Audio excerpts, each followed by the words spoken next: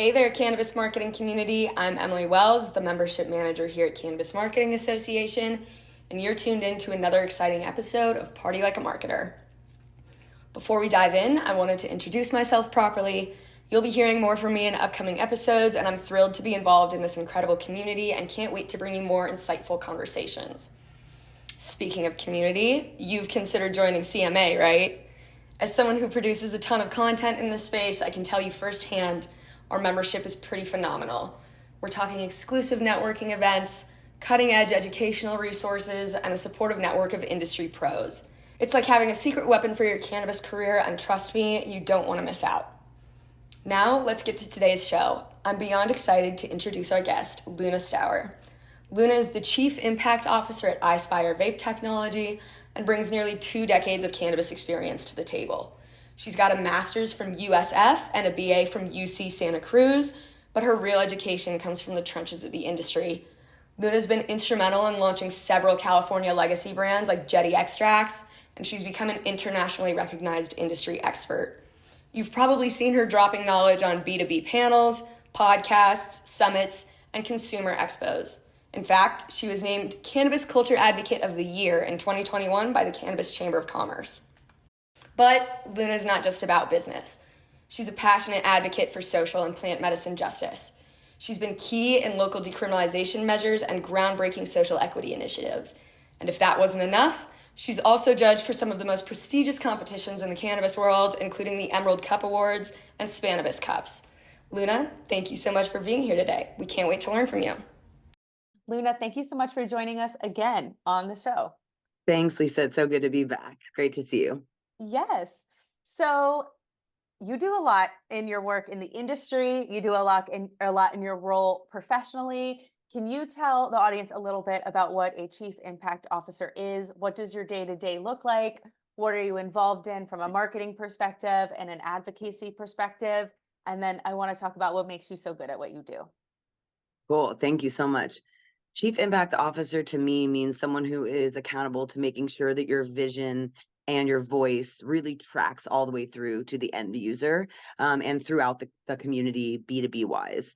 For me, social justice, women's issues, mentoring, education, speaking on panels, sharing keynote presentations of why love is lucrative and why DEI, CSR, and ESG give back programs really do impact bottom lines and really do support profitability, which is something we don't talk about much. We worry about, issues around regulations and turnover and morale and all of these things that are huge issues to our ability to grow as businesses, but we don't always correlate that to our company culture, how we show up in the marketplace, and in this kind of era of cancel culture and controversy, how to really hedge against some of the negative messaging that other competitors or haters in the space that might not want to see your company grow, how the way that you show up, the way that you give back, the way that you really put your money where your mouth is, both internally within your own staff at your company, but also how you show up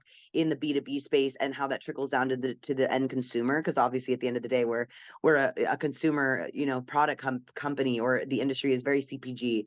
So for us, we've seen it in, examples from Patagonia, B corporations, and there really is no reason why cannabis companies, hemp companies, nicotine companies, everything that's in the vice or the cannabis related space can't also hold that same standard. So for me, I travel around the world. We're a global company. I work for Ispire Vape Technology. We do hardware for the cannabis community and beyond.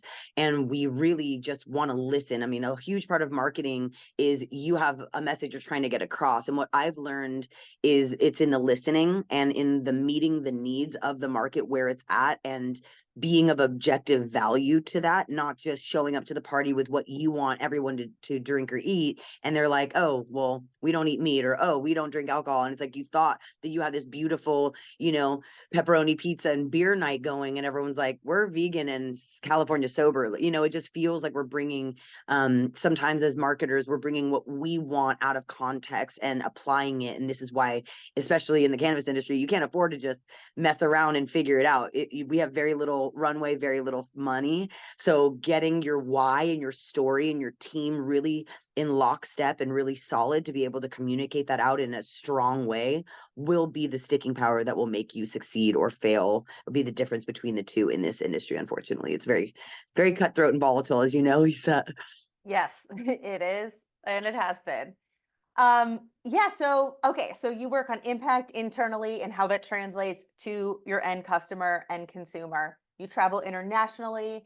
Can you talk a little bit about how, and you say marketing is also about listening. It's not just what do you want and then imposing that on your customer, but can you talk about what that is in practice? Like, what are some of the campaigns or examples you have or initiatives you've done that sort of reflect, hey, we've listened and this is what we're delivering based on that? Or like, how can our audience better understand how to do that and what that looks like? So some of the more fun ones that just come to mind quickly. We've done so many, endless. I engage us in every potential cause that has come across my desk in 4 years. So pretty much anything that has a give back element, we've probably touched in some way. But like this weekend, we're doing the Puff Dow Pride Party. We do monetary sponsorships. We send staff to help. We bring product. We support. We don't just want our name on a banner. We really believe in showing up for, in this case, it would be the queer community. Last year for Emerald Cup, the Harvest Ball, when we had all of the farmers come from around all of the Northern California counties, a lot of them can't afford a $5,000 to $10,000 booth. So for us to be able to bring 10 different farms down there and cover their booth fees instead of spending it on a party or spending it on a booth ourselves and putting our name out there, our name wasn't anywhere. It was just promoting these small regenerative craft Humboldt, Mendocino, Sonoma, Napa, Lake County farmers and producers that really doesn't necessarily always translate to us. Like they're not making vape pens necessarily. I'm not trying to win their business. What the most important thing that we're seeing is that it's a rising tide raises all boats, and we're an ecosystem. And maybe down the road, one of them will make a suggestion of Ispire because they remember being well taken care of. And that ends up being how it goes. Or we make connections at Advanced Nutrients does the Humanity Heroes backpack stuffing events for our housing insecure neighbors in Los Angeles. They go to the community, folks, volunteers from our company, and also from a donation perspective, we are making sure that they're able to do this on a yearly or quarterly basis to give away these hygiene kits are unbelievable. Like they keep folks good for a minute. Like there's, first aid and an extra pair of clothing and resources. And that's something that typically the cannabis industry doesn't get into. You'll see us, on a consistent basis out at Venice Beach, picking up trash off of the beach. We believe in ocean sustainability. We believe in, understanding that we are in the vape space. There are some concerns around sustainability that we want to make sure that we are acknowledging and giving back to and saying, yes, we see that in order to bring medicine to the people, there are other effects, and we want to help offset that by giving back in these ways. So for us, I think that it helps build, when a client's looking for who they want to work with, when they see our team at every event, and we're not a factory in China that's faceless and 15 hours ahead and has cultural and language barriers, they see that we have stick-to-itiveness, that we show up for people, that, we do shout out posts on our social media to support when someone cool launches something or when someone's working on something that we're inspired by. We want to contribute to the industry in ways that are just beyond this transactional profitability model. And you are uniquely suited for this role because you've done so many things in your career before you joined cannabis. And can you talk about a little bit about what those were and how they translated to what you're doing now and how you got here? Absolutely. Yeah. I was a teacher. I have a master's in teaching and focused on urban education and social justice. I'm bilingual. So I have the BCLAB, which is a bilingual certification that allows me to teach Spanish or teach newcomers. So I spent a lot of time with immigrant communities, focusing on making sure that they integrated well and that the kids felt loved and seen and supported, which is so important to newcomer kids in the United States. They feel very alienated. So I learned a lot about education marketing through trying to teach literacy to teenagers, right? And then I got into the cannabis industry. I left my teaching job, went out on disability, and started working with a vape pen company called Nevos, which was founded by Papa and Barkley's co-founder Guy Rocourt. Then I went into Pura Vida edibles, which was an organic, gluten-free, first on the market edible, and got into 300 stores across the state. And then my friend Brett Reisner at MG Magazine told one of the Jetty guys, when they were looking for someone to start the company in NorCal, they had no employees. They're like, we're looking for employee number one. He's like, I've seen Luna around. She writes for MG Magazine. She's a journalist. She's an activist. She helped, she's working on, the equity program in Oakland and writing those things. And she's really connected on the sales level and all the retailers. You might want to give her a call. And I was with Jetty for 4 or 5 years. Actually, you can still email me. Fun fact, luna@jettyextracts.com. Still works, still comes to me because they love me. We're still very close, and congratulations to them on bringing them to the point where Canopy was able to have the right to acquire them and infuse them with 40 million and a lot of support. So that was wonderful. So I was able to be employee number one and help them get public. And then now I'm employee number one at Ispire. I've been there 4 years, and we just went public last year. So it's been a really cool journey of seeing how education and advocacy really work together to be able to push an industry where people can actually feed their families and build generational wealth for their legacy. Yeah, that's amazing. Sounds like everything you touch turns to gold. So I've been really lucky. I'm Yeah. really blessed. A lot of people have horror stories in the cannabis industry, and I've obviously had struggles, but man, have I been privileged to work with really heart-centered, vision-focused leaders that saw me as a whole being and just take good care of me and let me work my magic in the market and don't make me present as a high pressure sales position. I can just be curious and powerful and help lobby and show up at the Capitol and speak from my personal experience as a patient and as a business owner in the Bay Area and what I've seen. It doesn't have to always be what benefits Ispire because of course, we're just like everyone else. We love making money. We love supporting the cannabis industry. We love selling product. We love being out there, but that's not what drives me. That's not what gets me up in the morning. It's making sure that we're leaving this better than we found it. And you do a lot of lobbying and advocacy work. Can you tell us a little bit about that story? Like anything you're willing to share about your patient story, but what you are involved in, what that looks like, and also what our audience can learn if they're not doing that work, how can they get involved? What does that look like? Like tell us about your lobbying story or your advocacy stories. For those who weren't around before California and Colorado, everyone started going recreational in, between the early 2010s to late 2010s. You might not know that the amount of advocacy that was happening has completely dropped off. There was something that happened when we legalized for adult use in these states that kind of let people feel like kind of like having an MLK day. It's like you didn't just win racism just because you call a day, just because you commercialize cannabis doesn't mean you dealt with the wrongs of the war on drugs or that you've made it more accessible to patients or more affordable.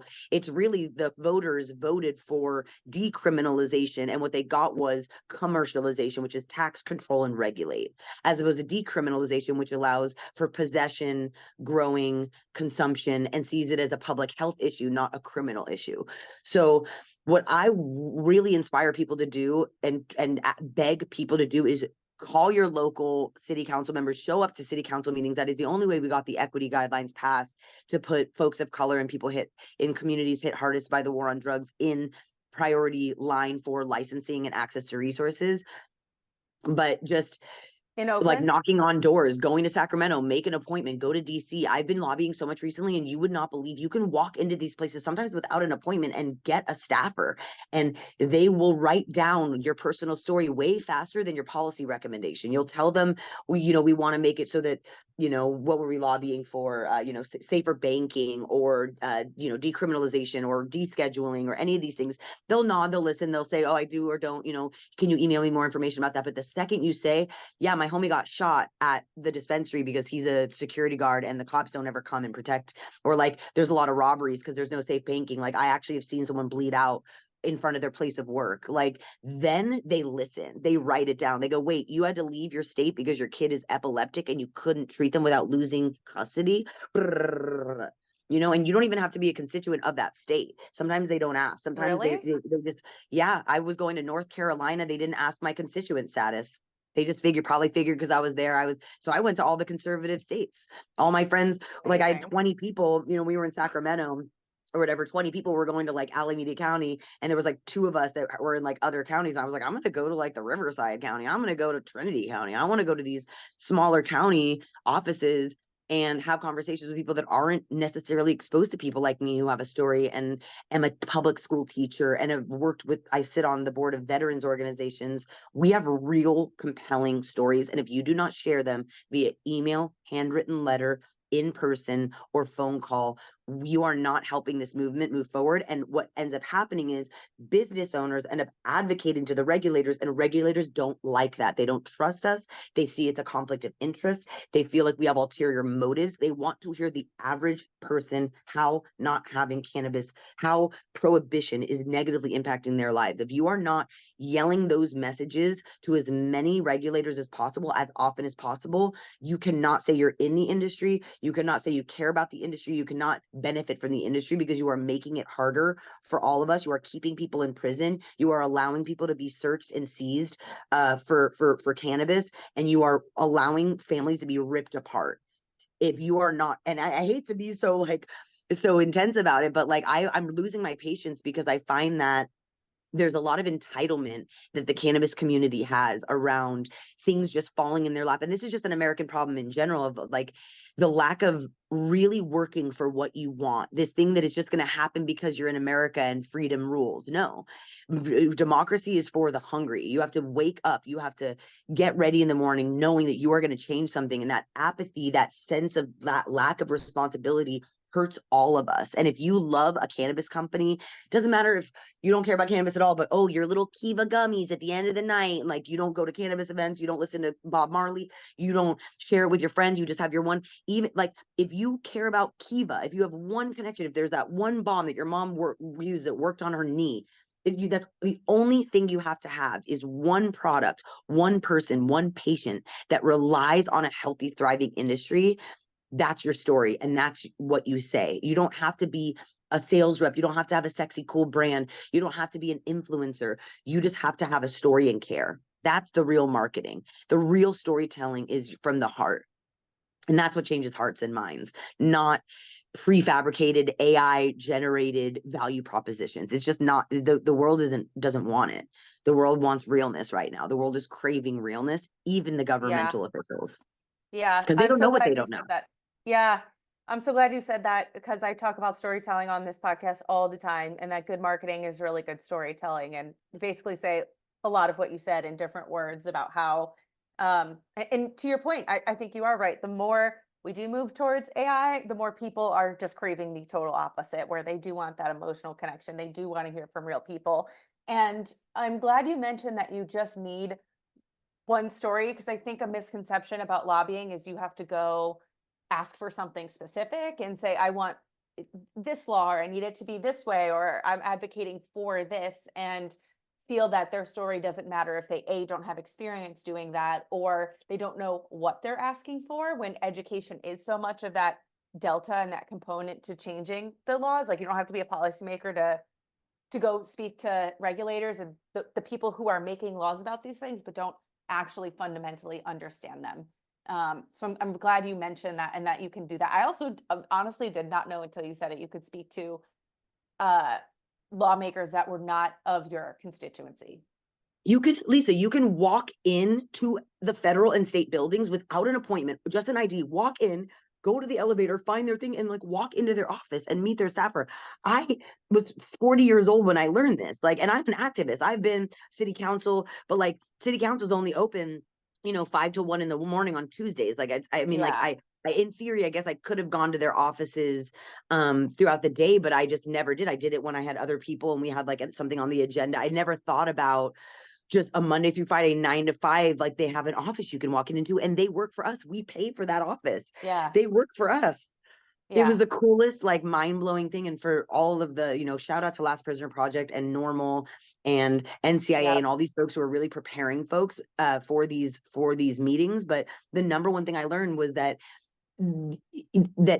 the most important thing is the personal story, that it actually isn't secondary, that if you don't have one, and I actually saw this in real time, there was a group, it was the Black Lawyers Association, or Black Cannabis Lawyers Association, and they did an amazing job of their policy recommendation, they're lawyers, like they like sounded on point.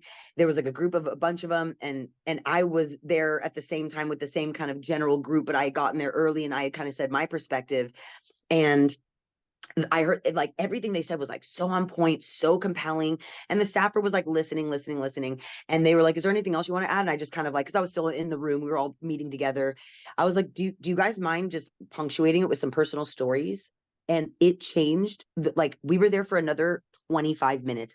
Turns out that she's also a medical, like her one of the women's daughters or kids, they had to move out of the state that they were in because like they were constituents of that state because they couldn't get access to medicine. And someone else was talking about physical violence and things that had happened in their past. And it was like they were lawyers, and they even like we're all thinking that they want the logical argument, and we have to like continue reminding ourselves the thing we've been told not to do, which is to emotionalize, personalize, anecdote, the things that we've been told don't count, don't matter, don't mean anything.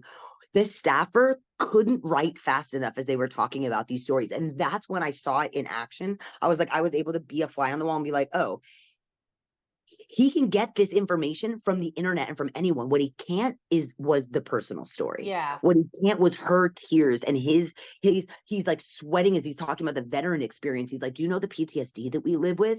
And he's like, just like in a suit, like in this office, like clearly feeling deeply what he's talking about. Like that only happens in person. That staffer has to pay attention to him. He's a veteran who's begging for help. Like Yeah. you don't get that kind of that kind of fast tracking of like what it doesn't matter your Twitter ad, it doesn't matter how cool your leaflet in your cartridge box is, if you're not literally crying in front of these staffers and these senators and these representatives, they won't hear you, and they actually want it. They need fodder when they're putting forth these legislations to say, I had 3 constituents in my office this week, all of whom said that they're losing security guards and friends to the safe banking thing. We got to stop this. I don't want to have another person in here crying about a dead security guard. Let's solve this. Like they're not the enemy all the time, even though we're kind of like the government plays, an antagonistic role with us. They can't do it unless we tell them to. They can't push forward these policies unless they have data points that say that they're being asked to. I didn't know this. This is new. Like we're not taught this in school. And I consider myself a very savvy activist, and I still didn't understand this specific strategy and how empowering also it is for you. You leave there feeling it's cathartic. You feel like you've been heard. You feel seen. You feel like you got democracy done today. And you're like, wow, I'm like a big shot. All I have to do is put on a blazer and have a little printout to look at, and I'm changing laws. It's such a beautiful reinforcement that we might have a chance with this democracy, that we might each one teach one voice change the world might still be possible. And you won't feel it unless you felt it in your bones, the way that I have lobbying the past few years for this plant. I've never felt so much like the time and energy I put into something was realized in real ways. Like the descheduling and all these things, or rescheduling, happened from loud advocates banging on doors, not from people sitting at home getting high on the couch. Yeah. You can go and get high on the couch after you bang on the doors all day. Yeah. Yes. But bang on doors first and then, close yours. Yeah. And thank you for shouting out those other organizations. And I also want to shout out NCIA, because I did do lobby days with them in DC right before the pandemic. And we did, now that like you're saying all this, it's coming back to me, but we did go to state offices of representatives at the House of Reps there was a group of 3 of us, and we went to these different offices. None of them were our constituency. I'm pretty sure too, we were talking to like Oklahoma. None of us were from any of those places, but in my mind, I had thought, oh, because NCIA set it up, that like, that's just how this worked. And I had not tied that together, that it really didn't matter. They were just scheduling the meetings, but that is how it works anyways, regardless of if there's an organization there. So while it's wonderful and to do that and to support organizations like NCIA and show up to those things, you also can just do that independently. Anytime. Even though we only hear about lobbying in the media as like something that's a paid corporate interest, and this big thing that it doesn't have to be, because that wasn't the intention of our it is so fun to do it with cannabis friends too. It was not the intention of our founding fathers. Actually, this is the most American thing you can do, is ask questions.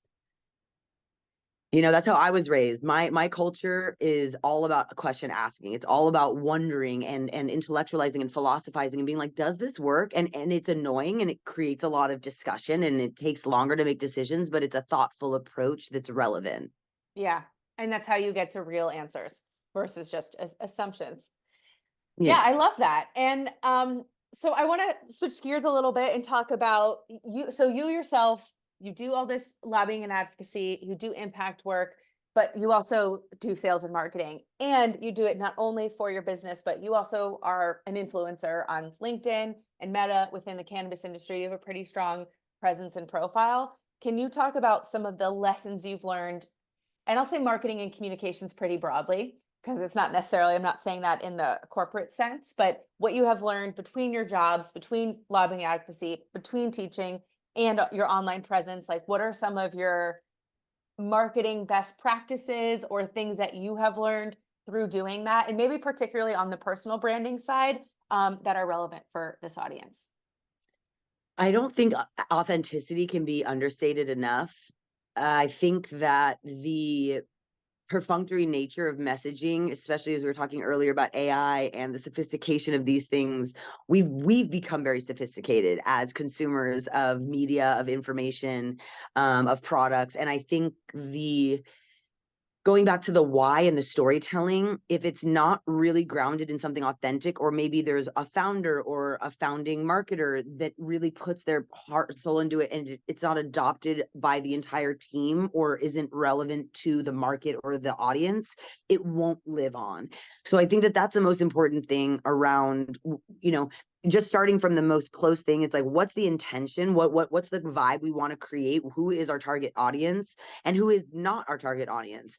Because in order to be authentic, I mean, obviously you can be authentic in spaces that don't resonate with you, but I think part of authenticity is also pointedness and knowledge of oneself and one's path and one's market. And I think that this approach, where for everyone or anything, hasn't worked in cannabis. There's no generic branding.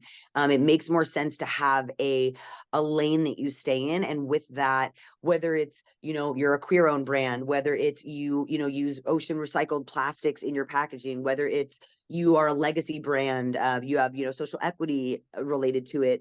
Maybe you just are about education and bringing intending users and curious users and baby boomers into the fold, and you're really focusing on a more medical approach to folks that are afraid of using cannabis in their upper 60s. Whatever that is, really nailing down why it matters to you, and then finding the events, the platforms, and the strategies or campaigns that make most sense to making that happen. Being at every festival, being at every consumer event, if you're a B2B side, doesn't make sense. Being at some of these investor events, if you're a consumer brand, may not make that much sense. So I think in the cannabis industry, there's a lot of noise, not only on the B2B side, but also, what platform should I be using? If you want to have a funnier voice, maybe you should lean into X more. If you are really concerned, if you really want it to be lifestyle and you want to have people consuming, Meta's not the place for you. You might need to go on a Patreon or your own website and own that content. Maybe a YouTube might be able to let you get away with it, or a little on LinkedIn. But if that's something you're going to stick to, that you want people smoking blunts, you have to know that X, Y, and Z are not going to be available to you. They will shut down your account. They will shadow ban you.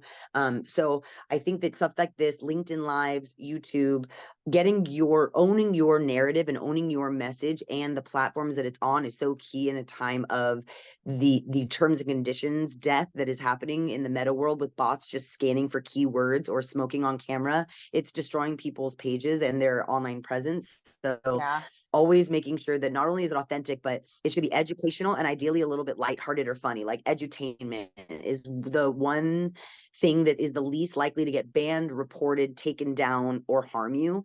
And then really trying to use that to get people from whatever these social media sites, until that changes, to your website.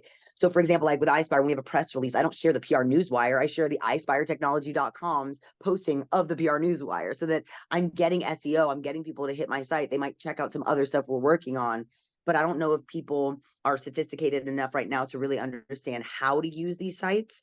So for LinkedIn, for me, You can hashtag cannabis if you're really interested in creating thought leadership around cannabis.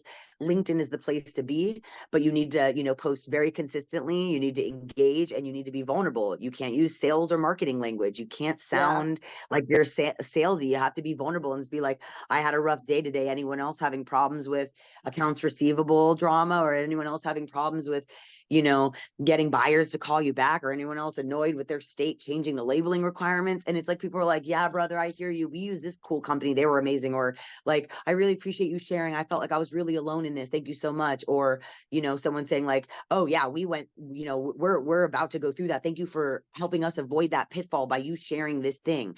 That authenticity, that vulnerability is the objective value that we're bringing to the space on these social media platforms. It's not how cool you look necessarily. That will come.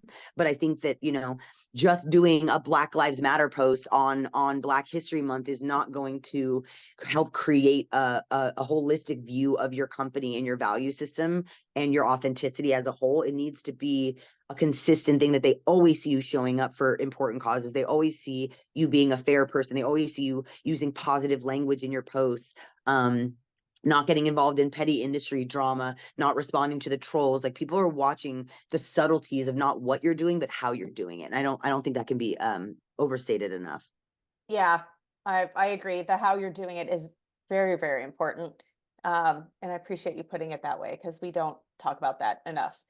And I do want to mention, you had talked about before we got on a little bit. So thank you for covering all that from the personal side and tying that to what you do on the brand side as well. But we had talked about before we got on a little bit about some of the things that Ispire is doing differently to differentiate in this space and putting some of those things in practice. We do know, I've known you for a long time. We've both been in the industry 10 years. A lot of things have changed since we started. Can you talk about a little bit about what that is, what Ispire is doing, and maybe how that plays into the bigger picture? Absolutely. Yeah. So we're excited right now to pretty much be a scaling partner. That's how we're kind of positioning ourselves. Our founder brought to market the vertical coil vape pen patent that the entire vape space, including e-cig, was built on. The patent came out around 2009, and they started production in 2012 or 13. We're one of the largest vape manufacturers in the world. So we have this unbelievable knowledge of supply chain, scaling, financing. Like I said, we're public on the NASDAQ. So we have abilities that other plant touching or smaller cannabis style companies do not have, as far as like flexibility,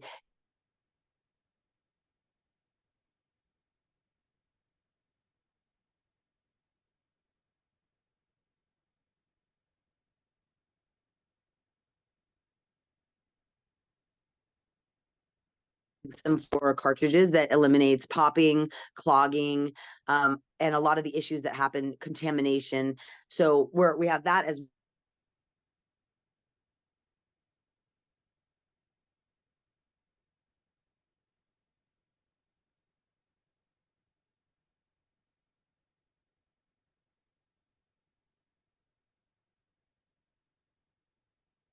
these machines. And a huge thing that it helps is it 280E is offset because it's an automated process. So instead of having the labor of having people hand filling, for those of you who don't know, 280E was a tax law that was started after a 1981 precedent-setting case where a drug trafficker was able to write off his operating and labor costs. So the IRS made it illegal to write off any payroll taxes or any operating costs, which for most businesses is like 70 to 80% of their business costs. So this is catastrophic. So that's one way that we're trying to use automation to help scale and just be really asset light and keep, cogs down and labor costs down.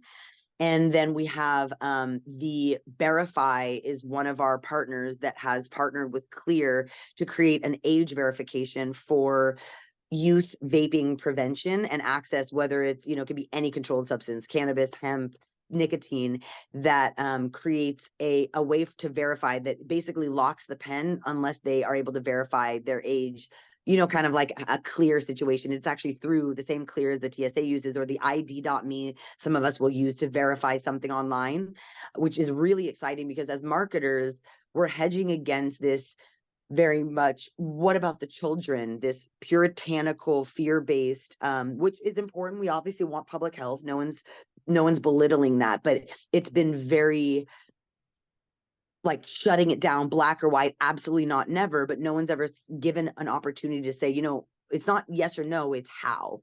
We can have adults vape safely and not allow it to get to the hands of children or people that it's not meant to. It might not even be a child. It might just be your nosy neighbor who found it on your front porch, or your roommate who always steals your weed. Like, it's just about having more control and being able to be in these rooms and say, we're not little kids anymore. We're adults now. We know how this can go down as far as public health issues, lawsuits. Like, we're not trying to play the game of hurting anyone or hurting our business or hurting the industry as a public image. How can we be in conversations and market and say, we are actually at the forefront of tech and innovation. We are already thinking about the things that regulators are concerned about. We're getting ahead of it with things like Vape Safer. We have a coalition of all the vape manufacturers. It's kind of fun. We're all like competitors, but we're still in this working group, which is super awesome. Every week we meet, and it's got a wonderful energy of collaboration, and we all want to see our products be as safe as possible, and we are regulating ourselves. Like, that kind of a thing is something that we've never seen before in the industry. And I think that that's a really important messaging. We can really gather around that as a response to some of the concerns and the doors that get slammed in our faces because it's triggering. They're worried about kid consumption. I get it. So if we have something to offer them to at least let the conversation go down the road a little bit further and take this incremental baby step approach to regulatory changes, to even just the understanding of how we operate as an industry, it's just impressive when we self-organize and we create our own standards and our own regulatory structures that we can codify, with a 501c6 and lawyers, and hand to them and say, you can redline this, but this is pretty solid. Like, we're telling you what's wrong with vapes because we know, because we make them, and we're avoiding doing it.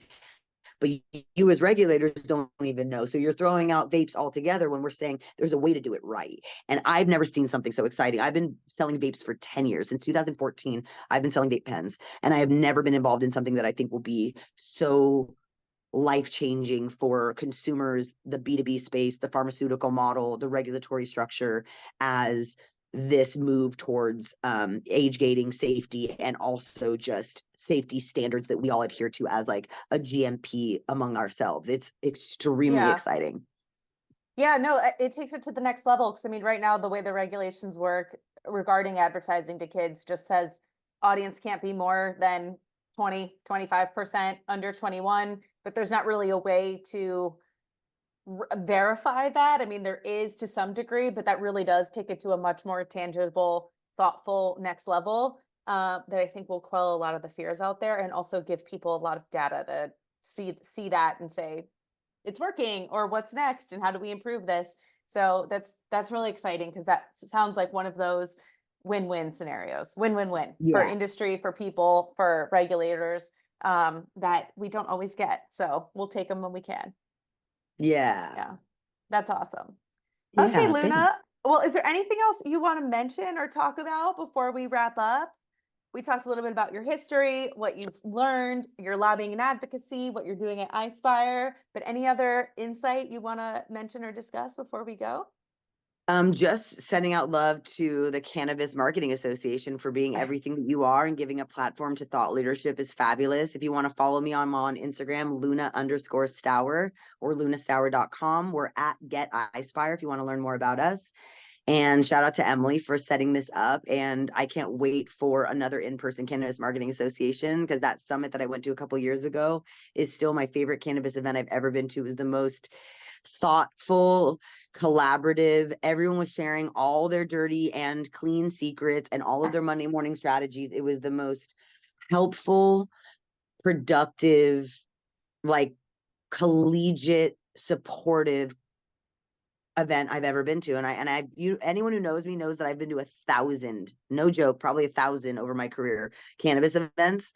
And that one really felt like they were like actually trying to help your business grow, not just trying to help your own, the event business grow. You were really, you put way more into it. We got way more out of it, I feel like, than we put into it. I can't imagine that you guys made any money off that, because that was way too good of an event for how much you guys were charging for it. So I just want to thank you for being an accessible, high quality, meaningful, useful, like time honoring, not time wasting event and group of people, and led by young females, which is, as a young female in business, seeing people so successful and do something in such a sophisticated way when we are seen as like little girls sometimes by the mass society just really shows me that, as you said earlier offline, that our generation is breaking the ceilings that the boomer generation put in place. And to see someone like you do so much work with so little starting out. I saw you,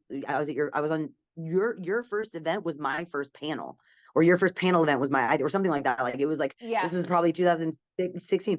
So it's like we've seen each other completely blow up in less than a decade, and with very little resources and support. It's been from passion and this plant and blessings and community. And I just wanted to shout you out and tell you that I love you so much. Thank you. I really appreciate that. Was the most generous compliment that we could have gotten today. So thank you so much. I'm so glad, because we did put a ton of work into that.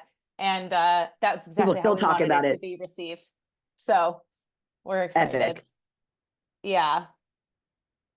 Well, thank you, Luna. I appreciate you sharing your time and connecting with us today. And we will put Thank your you. Instagram, your website, all that information you just shared in the show notes. And thank you to all of our listeners. We will see you next week. Much love. Thank you for listening to today's episode. If you enjoyed this interview, please subscribe to Party Like a Marketer on your preferred podcast platform and follow @Canna Marketing on social media. If you are interested in learning more and joining the Cannabis Marketing Association or advertising on this podcast or our media channels, please reach out to membership@marketingcannabis.org, or you can visit us at thecannabismarketingassociation.com, where you can subscribe to our newsletter. See you next week.